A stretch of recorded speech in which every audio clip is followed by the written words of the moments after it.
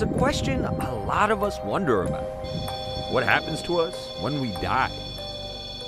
Since it's going off so much, I'm actually going to turn it off, because now if that is an intelligent spirit, then I want them to come and use another piece of device. Okay. Yeah. The music box! Dude, right as I said that. It's right over here. For Mandy and Jade, paranormal investigators as they call themselves, that answer may be found in places that they say are haunted. Do you like film crews coming in here? Yes. Yes. Something just touched my butt, like full on pinched. Jade and Mandy are best friends and hosts of their YouTube channel, Ghost Club Paranormal. Do not. They film themselves hunting down ghosts and searching for spirit activity.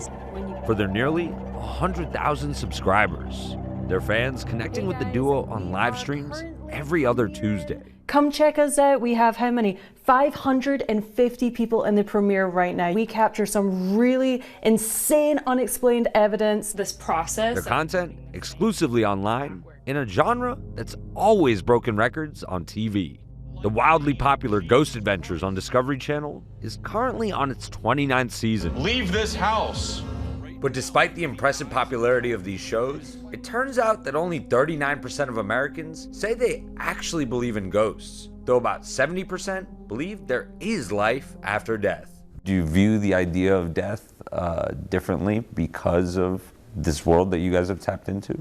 I know that when that time comes for me to depart to the other side, it's gonna be just fine. You know, your loved ones are gonna be there. Do I believe there's an afterlife? Yes. And we'll just kind of leave it at that. Jade, originally from Scotland, is the founder and the lead investigator. Mandy calls herself an investigative medium and says she can communicate with the spirit of someone who's died. And are you using your words to communicate with them? I am typically an external medium, hearing their voices like a disembodied voice, like how I'm talking to you, but I'm also hearing it internally. We witnessed that right out of the gate. I just heard like the loudest disembodied voice over here. And it was like, go. As in like leave. Did you hear that? Now, 33 years old, they each say they had paranormal experiences as children that inspired their work today. When I was about 7 years old, I did witness my very first apparition. It was a ghost of a woman who was floating about 3 foot above the ground, and she was dressed in all black rags and she had a hood on. My entire life I've just been trying to chase that because I know that it exists.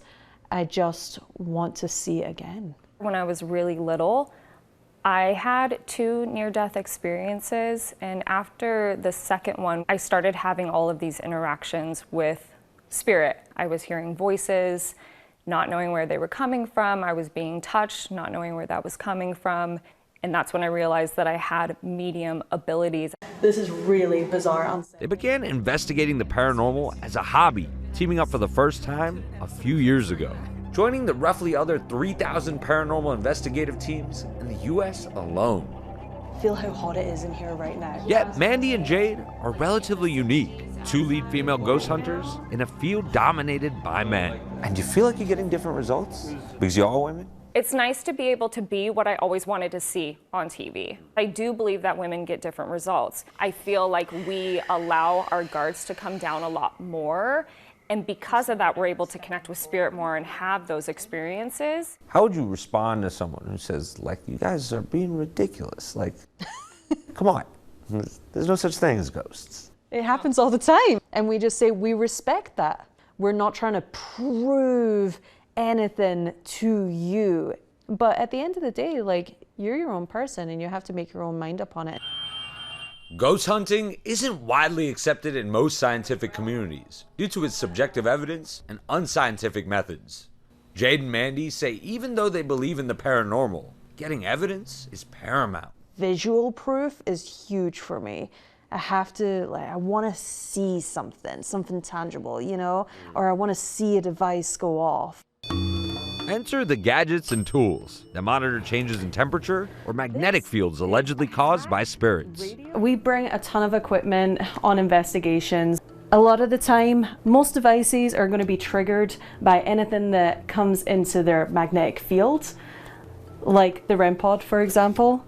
it will actually produce its own little magnetic field. So anything that comes into it, it will light up. So we're packing up for the investigation.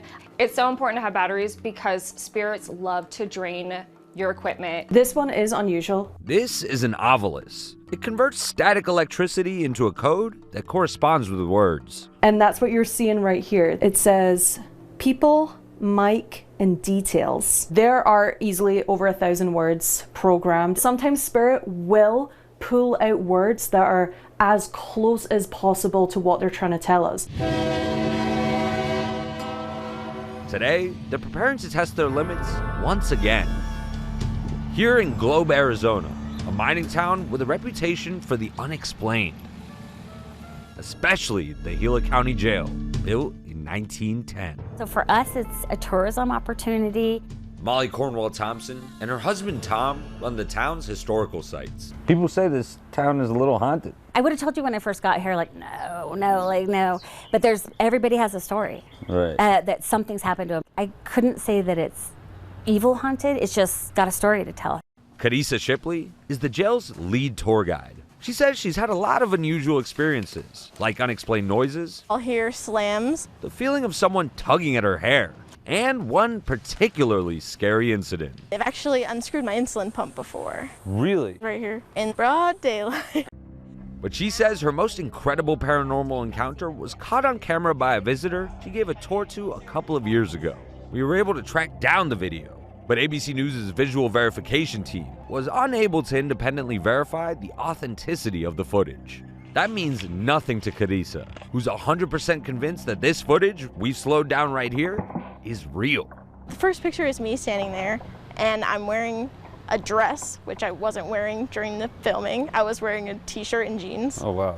And then there's kind of this face looking down the hallway, popping out the corner. He's like kind of looking down.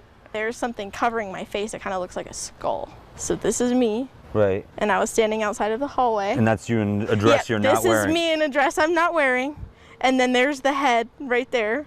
If you look close, you can see his eyes, his nose, his hairline. Yeah. He's looking right at the camera. Right. And then if you watch my face, they said they saw something fly over it. Yeah. Holy cow. It That looks like a skull.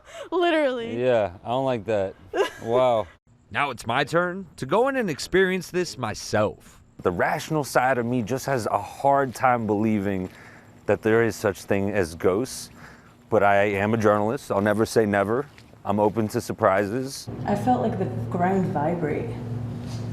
I heard something. And the surprises come almost immediately. That's crazy. That never goes off like that fast. Like stick the ovulus on and see if any words come through. You may have a story to share. Okay. Rage was the first word that came up. Rage. My camera shut off because I overheated. Overheated?